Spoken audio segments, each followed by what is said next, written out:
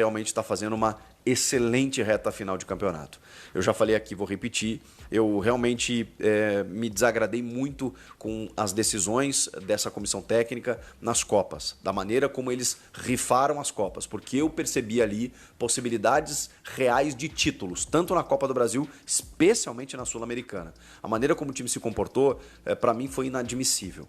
Então, eu fiquei com aquela sensação de que, no momento crucial, a comissão técnica não soube o que fazer.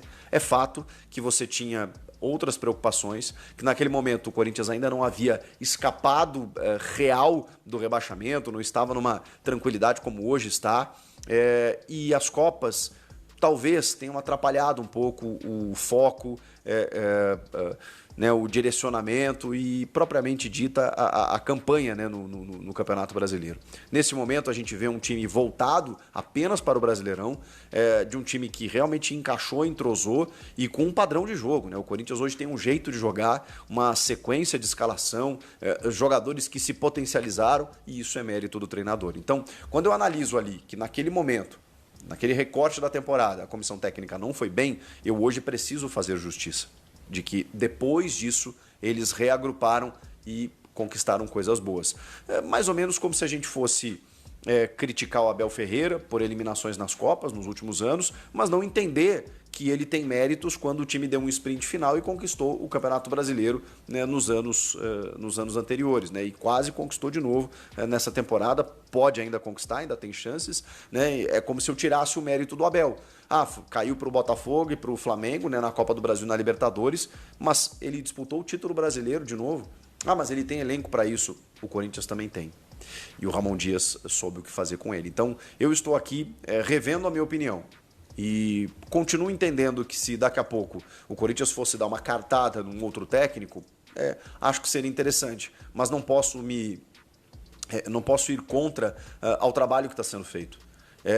E de que, sei lá, a gente tem um entendimento, né, de que nos últimos anos os técnicos mais longevos eles tiveram melhores resultados, com raras exceções, então, como o Renato Gaúcho, então, né, que está há muito tempo no Grêmio e não conseguiu fazer um bom trabalho esse ano, mas teve a questão do enchente, enfim. Mas assim, normalmente, você mantendo uma comissão técnica, os erros viram lições, né? Pelo menos é o que a gente espera. Então, existe a possibilidade muito forte, sim, dessa comissão técnica permanecer, e eu já não acho tão ruim assim, porque ele termina realmente a temporada de uma forma muito positiva, e um elenco que ainda vai ser reforçado, bom, então a perspectiva ela aumenta ainda mais. E é sobre isso que eu quero falar, porque já tem negócios se mexendo, já tem negócios acontecendo.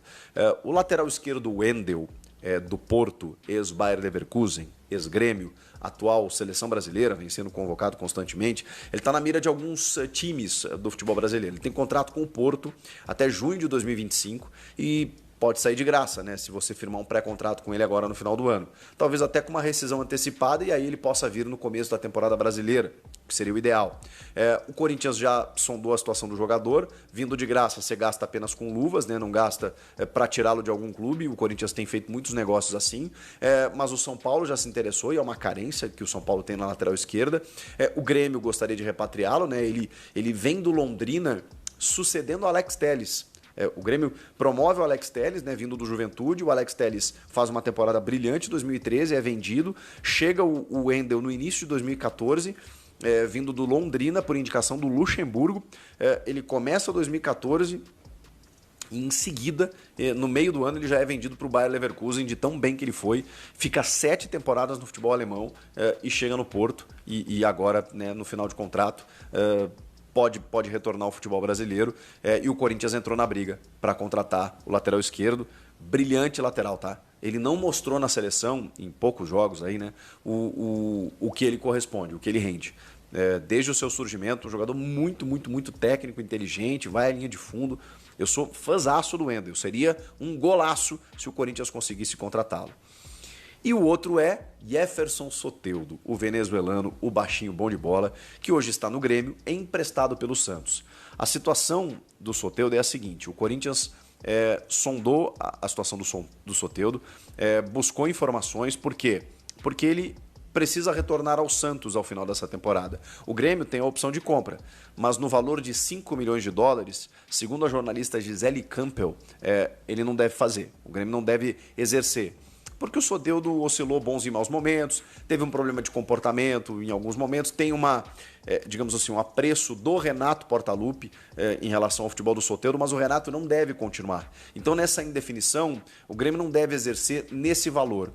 Acho até que se o Grêmio conseguisse negociar com o Santos por um valor menor, o Grêmio conseguiria comprar o Soteldo e ficaria com ele. Mas 5 milhões de dólares, 30 milhões de reais é um valor que o Grêmio não pode despender por um único jogador. O Grêmio enfrenta ainda algumas dificuldades financeiras e tem uma folha de pagamento altíssima e vai depender também do novo técnico, tem muita coisa para acontecer. O fato é que ele volta para Santos.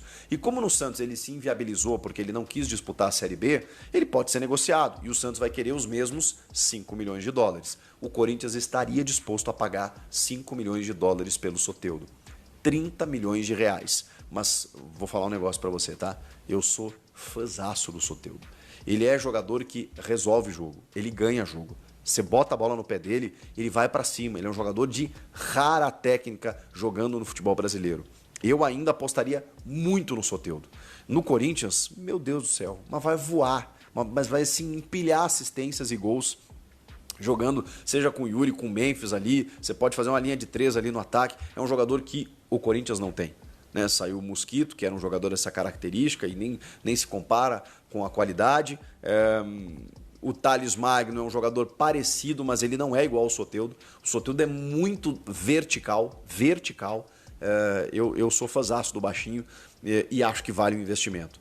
O Corinthians sondou, pode negociar com o Santos na medida em que ele vai voltar ao final do ano, e a informação que vem de Porto Alegre é que o Grêmio não vai ficar com ele. Não ficando, o Corinthians entra forte na parada para ter o Soteldo. Gosto, hein? Gosto muito. E você? Wendel, Soteldo, curtiu? E o jogo contra o Bahia? Comenta aqui. Vitória realmente histórica, tá?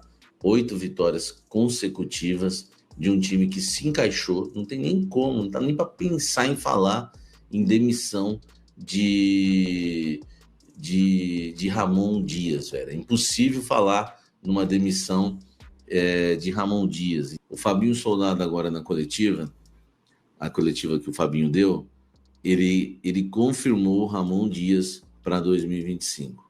Tá? O que isso quer dizer?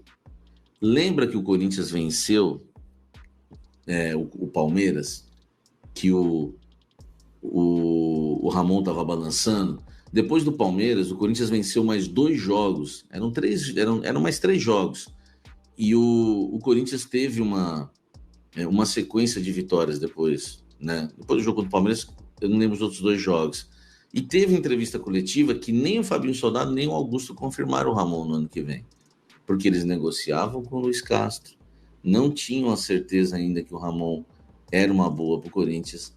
Mas agora, com 8 vitórias consecutivas, o que o Fabinho não fez depois do jogo contra o Palmeiras, o que o Fabinho não fez depois do jogo contra o Bahia, né? Depois do jogo contra o Vitória, o que o Fabinho não fez depois do jogo contra o Criciúma, o que o Fabinho não fez depois do jogo contra o Cruzeiro, o que o Fabinho não fez, enfim, depois do jogo contra o Vasco, né, ele faz hoje, porque agora não dá mais, né? Agora é a certeza que Ramon Dias será o técnico do Corinthians. O que eu quero dizer com isso é que lá atrás, há 8 rodadas, há 7 rodadas, ou talvez até há 6 rodadas, o Ramon não estava garantido como técnico do Corinthians. Agora, o Ramon Dias está, né, super garantido como técnico do Corinthians na próxima temporada, e muito mais do que merecido,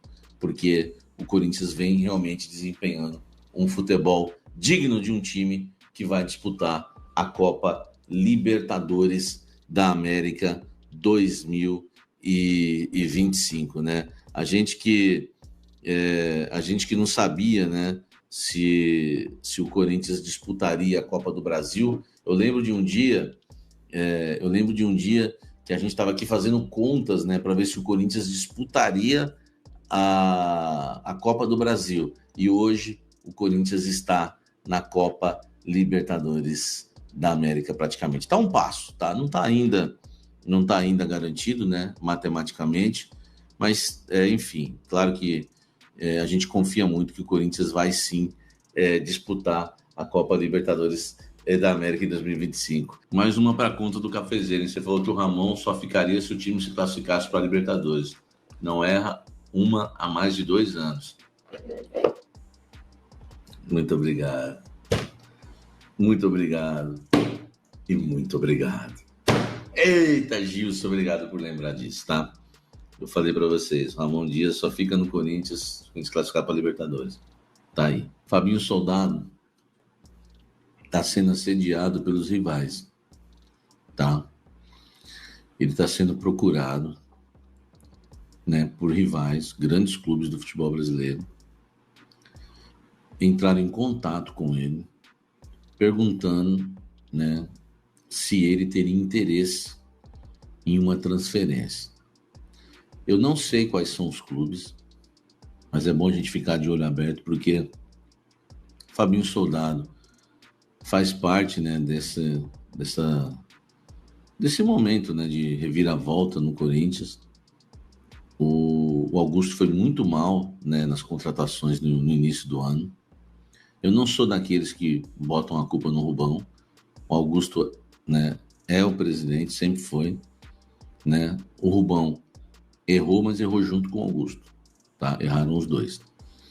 E o Fabinho Soldado, no meio do ano, arrebentou montando esse time. Foi ele que descobriu o André Ramalho, né? Enfim, alguns, claro, foram oferecidos, como o caso do Memphis, e ele abraçou a ideia, o projeto. Mas ele é o cara que colocou a casa em ordem, ele organizou o CT, tem o respeito de todos no CT, é considerado um cara sério, um cara que não brinca, né? Um cara que, enfim, tem o respeito de todos lá dentro, tá? Um cara organizado, né? Enfim, é o cara hoje do mercado, né? Ganhou muita moral com essa janela de transferências, entendeu? O Vasco, por exemplo, foi mal na janela lá, o Pedrinho admitiu, o Vasco caiu na tabela. O Corinthians foi bem, subiu na tabela. Faz parte. E ele foi procurado. Eu lembro que, não sei, faz algum tempo já, o Corinthians nem vivia uma grande fase, o Inter de Porto Alegre tinha procurado o Fabinho Soldado e feito uma proposta para tirar ele do Corinthians.